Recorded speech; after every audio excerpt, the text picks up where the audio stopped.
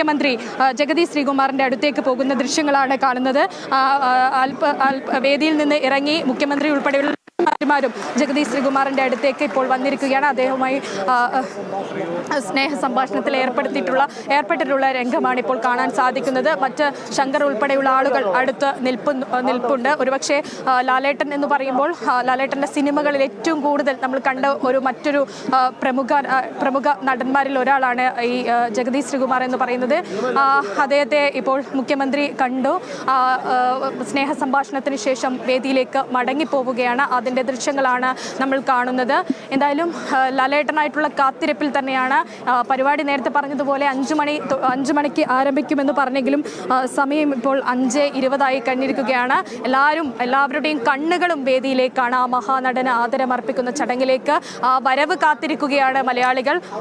ഈ ഫാൽക്കെ അവാർഡ് നമുക്കറിയാം, അടൂർ ഗോപാലകൃഷ്ണന് ശേഷം വീണ്ടും മലയാളത്തിലേക്ക് ലാലേട്ടനിലൂടെ വരുമ്പോൾ ആ ലാലേട്ടന് എല്ലാവിധ മോഹൻലാൽ എന്ന ആ നടന് എല്ലാവിധ സ്നേഹവും അർപ്പിച്ചുകൊണ്ട് സർക്കാർ ഇത്തരത്തിലൊരു സ്നേഹ സമ്മാനം ഒരുക്കിക്കൊണ്ടുള്ളൊരു പരിപാടി നടത്തുകയാണ്. ആ പരിപാടി കാണാൻ സെൻട്രൽ സ്റ്റേഡിയം നിറയെ ലാലേട്ടൻ എന്ന് പറയുന്ന മഹാനടനെ ഇഷ്ടപ്പെടുന്ന, ആ നടന വിസ്മയത്തെ ഇഷ്ടപ്പെടുന്ന ആളുകളാണ്. അവരൊക്കെ ഇവിടെ ഒത്തുചേർന്നിട്ടുണ്ട്. ഒപ്പം ലാലേട്ടനൊപ്പം അഭിനയിച്ച മോഹൻലാൽ എന്ന നടന് ഊർജ്ജമായി നിന്നിട്ടുണ്ടായിരുന്ന, ആ നടനിൽ നിന്ന് ഊർജ്ജം ഉൾക്കൊണ്ട് അഭിനയത്തിലേക്ക് എത്തിപ്പെട്ടിട്ടുള്ള, അങ്ങനെ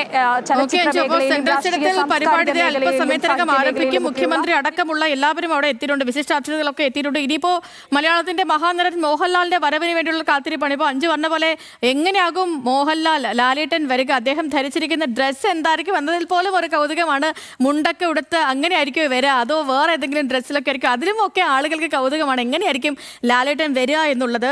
ഇപ്പോൾ ജഗദീഷ് ശ്രീകുമാർ അദ്ദേഹത്തെ പോയി കാണുന്നുണ്ടായിരുന്നു മുഖ്യമന്ത്രി പിണറായി വിജയൻ. നമുക്കറിയാം മോഹൻലാൽ ജഗദീഷ് ശ്രീകുമാർ കോംബോ അത് ഈ ഏതെങ്കിലുമൊക്കെ ഒരു സീരിയസ് സീനുകളെ പോലും നാച്ചുറലായിട്ട് അഭിനയിപ്പിച്ച് ഫലിപ്പിക്കുന്ന ഒരു ക്ലാസിക് കോംബോയാണ്. എല്ലാ കാലത്തും അവരഭിനയിച്ച എല്ലാ സിനിമകളും ജഗദീഷ് ശ്രീകുമാർ മോഹൻലാൽ കൂട്ടുകെട്ട് ഓരോ സിനിമകളും അങ്ങനെ തന്നെ. കിലുക്കം മുതൽ കിലുക്കമാകട്ടെ, യോധയാകട്ടെ, അക്കരെ ആകട്ടെ, അരം പ്ലസ് അരം, വന്ദനം, മഴവിൽ കാവടി തുടങ്ങി എണ്ണിയാൽ ഒടുങ്ങാത്ത സിനിമകളുണ്ട്. മോഹൻലാലും അതേപോലെ ജഗദീഷ് ശ്രീകുമാറും ചേർന്ന് നമ്മളെ ചിരിപ്പിച്ച് സന്തോഷിപ്പിച്ച എത്രയോ സിനിമകൾ. അപ്പോൾ ഈ ഒരു മൊമെന്റ് എന്ന് പറയുന്നത് നമുക്ക് ഓരോരുത്തർക്കും നമുക്ക് മലയാളികൾക്കും ഒപ്പം അഭിനയിച്ച ഇപ്പം മോഹൻലാൽ ശങ്കർ കൂട്ടുകെട്ട്, അതേപോലെ എത്ര സിനിമകളാണ് ഇവർ രണ്ടുപേരും തമ്മിൽ അവതരിപ്പിച്ചത് എന്നുള്ളത്. അപ്പം ആ രീതിയിലൊക്കെ എല്ലാവർക്കും ഒരു ഇമോഷണൽ മൊമെന്റ് കൂടിയാണ്. അപ്പോൾ അഞ്ജു, എല്ലാവരും എത്തിക്കഴിഞ്ഞു. ഇനിയിപ്പം ഉദ്ഘാടന ചടങ്ങിലേക്കുള്ളൊരു ഇനി മോഹൻലാൽ വന്നതിന് ശേഷമാകുമോ ആ ചടങ്ങ് തുടങ്ങുക, അതോ ഇനിയിപ്പോൾ ഒരു ഉദ്ഘാടന ചടങ്ങിലേക്ക് കടക്കുകയാണോ?